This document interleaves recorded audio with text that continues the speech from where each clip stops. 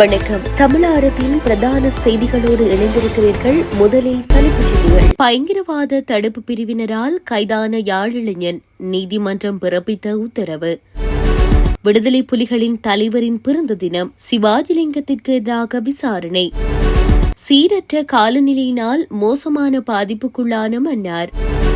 அனுர தரப்பிற்கு வாழ்த்தையும் கோரி மிரட்டலும் விடுத்துள்ள முட்டுக்கட்சி. வாகனம் வாங்க காத்திருப்போருக்கு வெளியான நற்செய்தி. மாவீரர்களை நினைவேந்த தமிழருக்கு உரிமை உண்டு, அனுர அரசு பதிலடி. மாவீரர் தின கைது, அரசின் முதிர்ச்சியடையா தன்மையின் வெளிப்பாடு. யாழில் லாப் சிறிவாயு தட்டுப்பாடு, கேஸ் வாகனத்தை முற்றுகையிட்ட மக்கள். தமிழர் பகுதியில் வாழ்வெட்டு, குடும்பஸ்தர் ஒருவர் உயிரிழப்பு. ஒன்றாரியோவில் அதிகரிக்கும் பனி புயல், பொதுமக்களுக்கு விடுக்கப்பட்டுள்ள எச்சரிக்கை. நியூ ரங்கனாஸ் தங்க சுரங்கம், Markham and Steeles, 6055 Steeles Avenue East, C102. தொடர்பென விரிவான செய்திகள். விடுதலை புலிகளின் அமைப்பின் தலைவரது புகைப்படத்தை முகநூலில் பதிவிட்டதாக கைதான இளைஞரை எதிர்வரும் 4ஆம் திகதி வரை விளக்கமறியலில் வைக்குமாறு யாழ்ப்பாண நீதவான் நீதிமன்றம் உத்தரவிட்டது. பயங்கரவாத தடுப்பு பிரிவு காவல்துறையினரால் கைது செய்யப்பட்ட இணுவில் பகுதியைச் சேர்ந்த இளைஞன் இன்றைய தினம் யாழ்ப்பாண நீதவான் நீதிமன்றில் பதில் நீதவான் முன்னிலையில் முற்படுத்தப்பட்டார். பயங்கரவாத தடைச்சட்டத்தின் கீழ் வழக்கு தாக்கல் செய்யப்பட்ட நிலையில் குறித்த இளைஞரை எதிர்வரும் 4ஆம் திகதி வரை விளக்கமறியலில் வைக்குமாறு நீதிமன்றம் உத்தரவிட்டது. யாழ்ப்பாணம் வல்வெட்டித்துறையில் அண்மையில் நடைபெற்ற விடுதலை புலிகளின் தலைவர் பிரபாகரனின் 70வது பிறந்த தின கொண்டாட்டம் தொடர்பாக வல்வெட்டித்துறை காவல்துறையினர் விசாரணைகளை ஆரம்பித்துள்ளனர். முன்னாள் நாடாளுமன்ற உறுப்பினர் MK சிவாஜிலிங்கம் உள்ளிட்ட பிறந்தநாள் விழாவில் பங்கேற்ற 5 பேரிடம் விசாரணைகள் முன்னெடுக்கப்பட்டுள்ளதாக குறிப்பிடப்பட்டுள்ளது.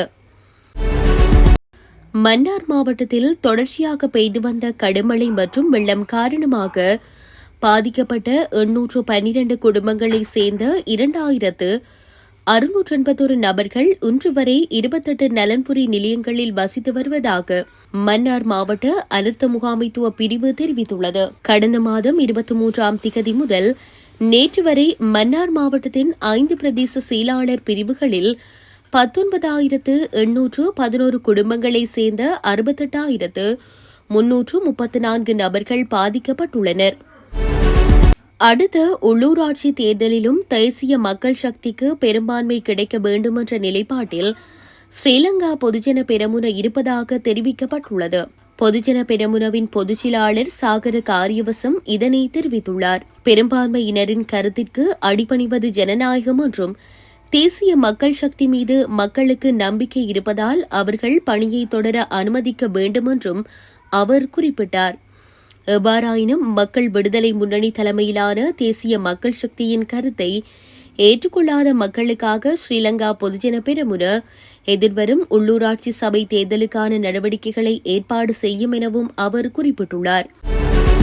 எதிர்வரும் பிப்ரவரி மாதம் முதல் வாகன இறக்குமதி நிச்சயமாக ஆரம்பிக்கப்படும் என எதிர்பார்க்கப்படுவதாக இலங்கை வாகன இறக்குமதியாளர்கள் சங்கம் தெரிவித்துள்ளது. கொழும்பில் இடம்பெற்ற செய்தியாளர் சந்திப்பில் எதிர்வரும் காலங்களில் ஜனாதிபதியுடன் கலந்துரையாடி உரிய முறையில் செயற்பாடுகளை முன்னெடுப்பதற்கு எதிர்பார்ப்பதாக அவர்கள் தெரிவித்துள்ளனர். மேலும் அங்கு உரையாற்றிய இலங்கை வாகன இறக்குமதியாளர்கள் சங்கத்தின் தவிசாளர் இந்திக சம்பத் மெரிஞ்சிகே பிப்ரவரியில் இருந்து கண்டிப்பாக வாகனங்களை இறக்குமதி செய்ய முடியும். ஏனெனில் இந்த அரசாங்கம் எமக்கு ஒரு விஞ்ஞாபனமாக வாகன இறக்குமதியை அனுமதிப்பதாக ஒரு வார்த்தையை வழங்கியுள்ளது. வாகனங்களை இறக்குமதி செய்ய நாங்கள் தயாராக உள்ளோம். இதன் மூலம் மக்கள் நியாயமான விலையில் நல்ல வாகனத்தை பெற முடியும் என தெரிவித்துள்ளார்.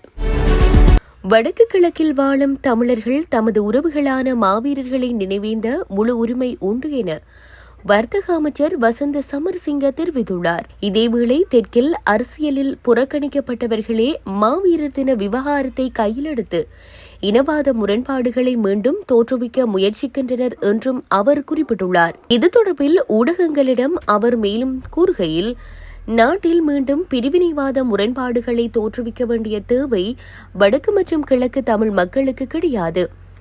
தேசிய மக்கள் சக்தி தலைமையிலான அரசிற்கு ஒட்டுமொத்த தமிழ் மக்களும் ஆதரவளித்துள்ளனர். இந்த அரசில் தமிழ் மற்றும் முஸ்லிம் மக்கள் பிரதான பங்காளிகளாக உள்ளனர்.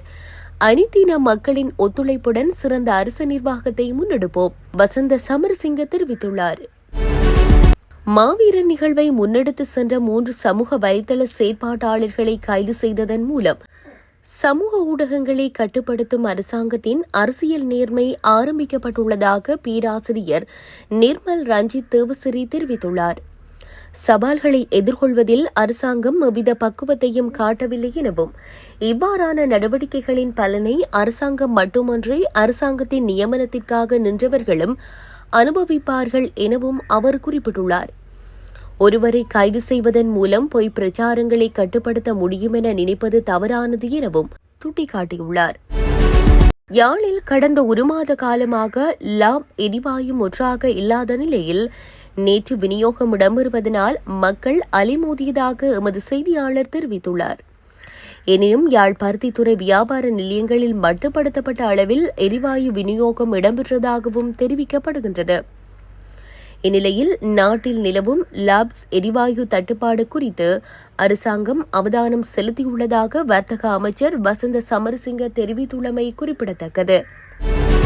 வவுனியா ஓமந்தை சேமமடு பகுதியில் இடம்பெற்ற வாழ்வெட்டு சம்பவத்தில் குடும்பஸ்தர் ஒருவர் உயிரிழந்துள்ளார். இந்த வாழ்வெட்டு சம்பவம் நேற்று மாலை இடம்பெற்றுள்ளது. இதன்போது நாவற்குளம் பகுதியைச் சேர்ந்த 46 வயதுடைய செல்வநிரோஜன் என்ற 2 பிள்ளைகளின் தந்தையே உயிரிழந்துள்ளார்.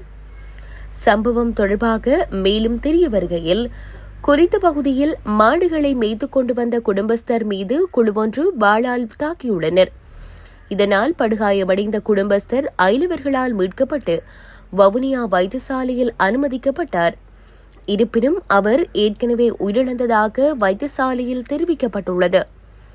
மேலும் இந்த வாழ்வெட்டு சம்பவம் தொடர்பாக ஓமந்தை காவல்துறையினர் விசாரணைகளை முன்னெடுத்து வருகின்றனர்.